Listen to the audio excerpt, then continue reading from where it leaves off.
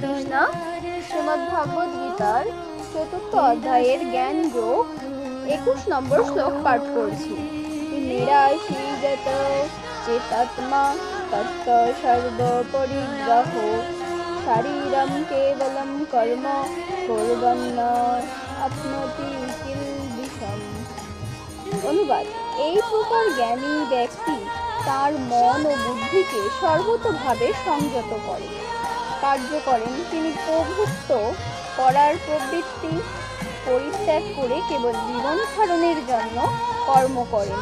এভাবে কর্ম করার ফলে কোনো রকম পাপ তাকে স্পর্শ করতে পারে না।